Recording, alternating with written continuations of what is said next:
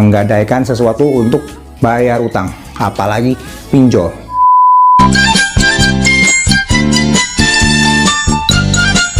Assalamualaikum warahmatullahi wabarakatuh. Balik lagi di channel kita tercinta, Ale Tamela, channel paling ngocol bahas pinjol.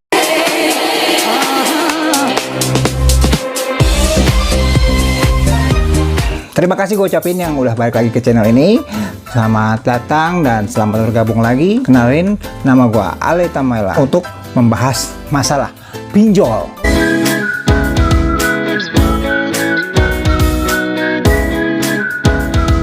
Well, gue ucapin terima kasih yang udah subscribe atau menjadi viewers di channel ini. Gue harap ini bisa membantu lu edukasi atau ilmu-ilmu yang udah gue sampaikan kepada lu semua. DC sekarang mulai agak-agak kreatif dan agak-agak blow on sih ya. Menganjurkan klien yang nggak bisa bayar, suruh menggadaikan barang kendaraan. Kira-kira gimana nih ya solusinya?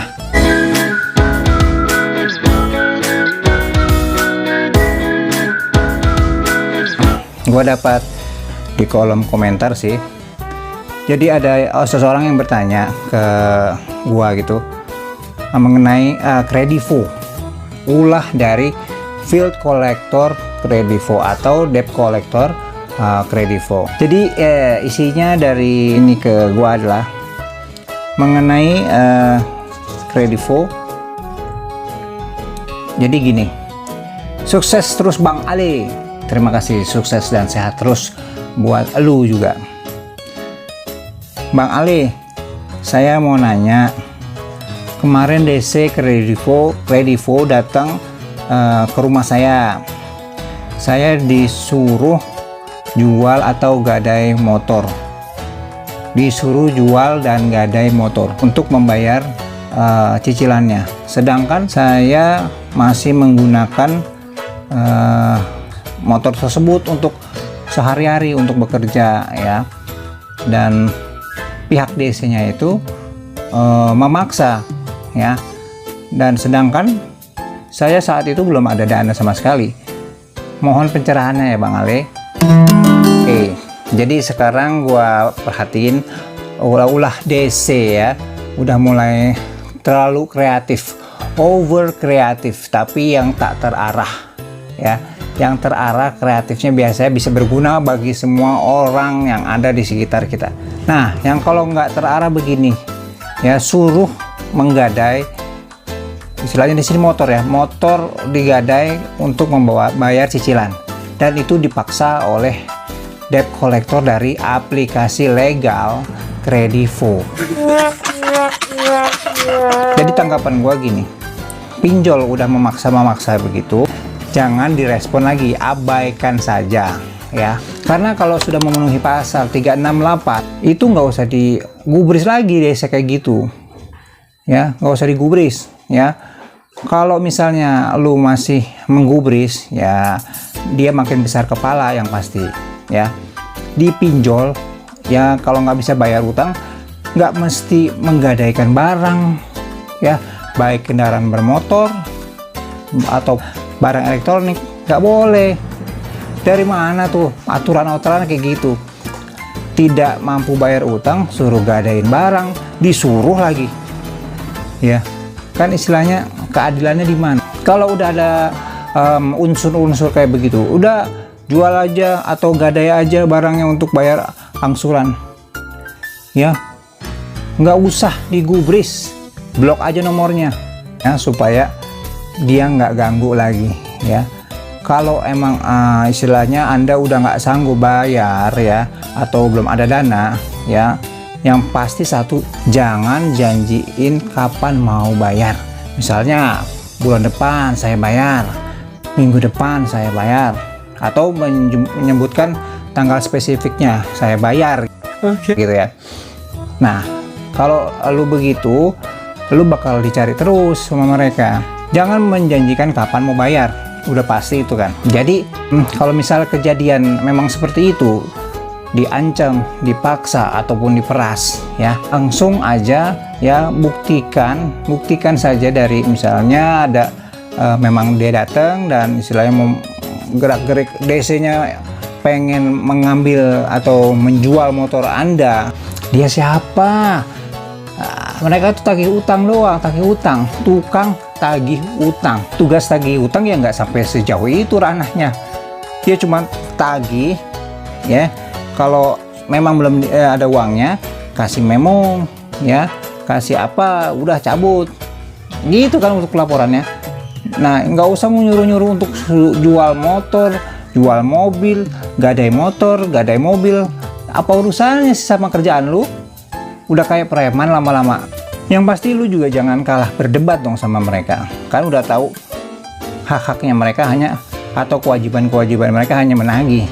Ya, nggak bisa menentukan, oh ini bisa pidana, ini bisa pasal sekian, dan lu hakim bukan.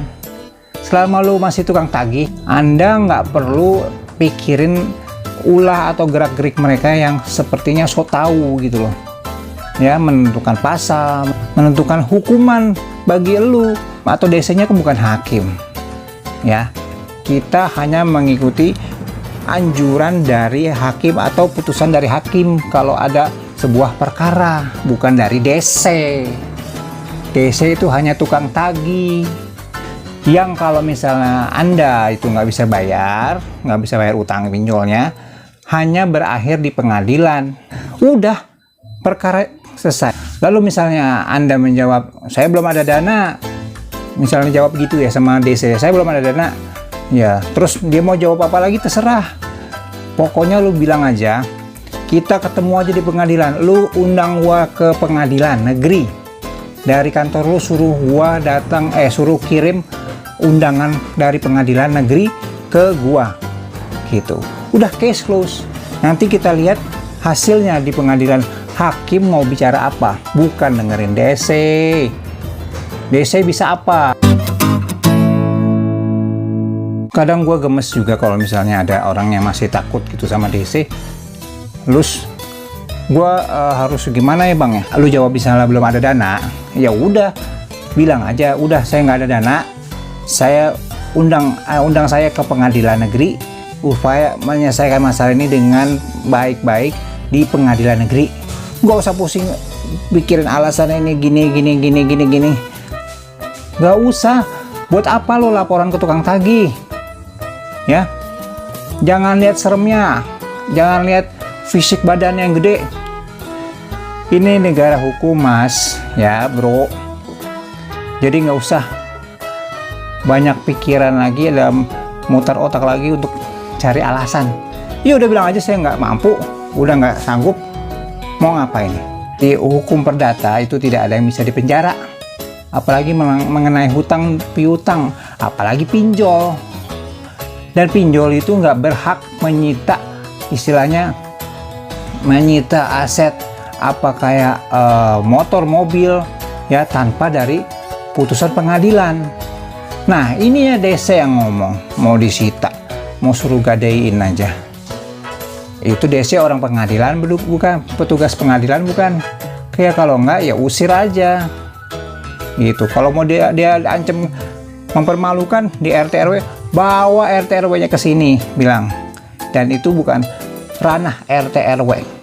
Bilang aja gini, saya hanya menunggu undangan dari pengadilan bagi kreditur tersebut yang merasa dirugikan oleh saya gitu. Udah, itu kan sudah menyelesaikan.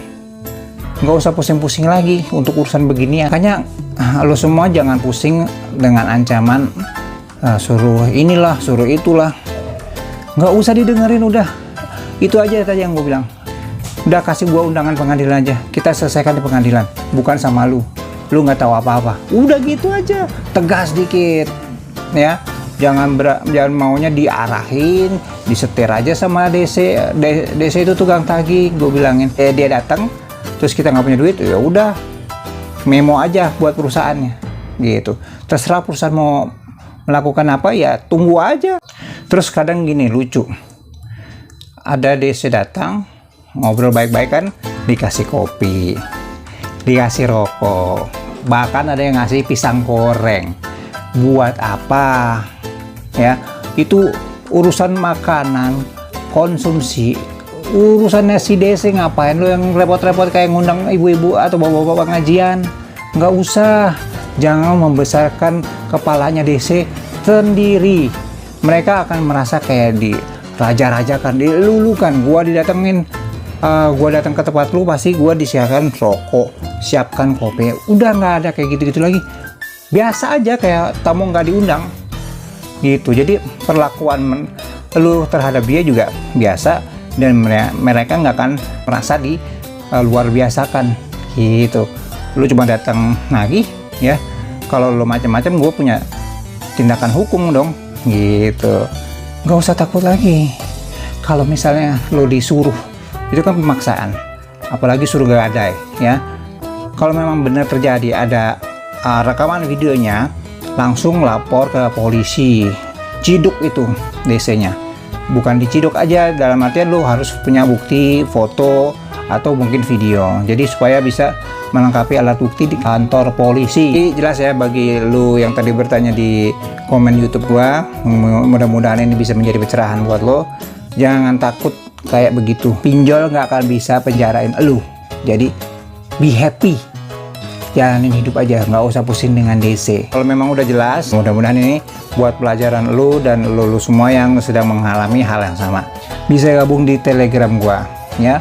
Nih ada di sini nih Telegram, nanti bisa ngobrol, ada grupnya ya, bisa tukar-tukar pikiran dan bertanya sepuasnya, nggak usah takut lagi. Jadi kita sama-sama ubah mindset kita dari takut jadi melawan ya. Nggak usah takut ya.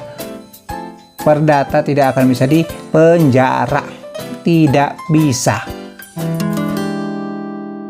Jadi itu aja yang bisa gue jelasin mengenai perkara lu ini ya. Harus bisa melawan ketakutan lu sendiri dengan adanya video-video seperti ini ya. Nggak mesti dari Aleta Mela Channel aja, dan banyak lagi video-video yang bisa lu cari di YouTube. Gua Aleta Mela izin mundur dulu, lawan pinjol.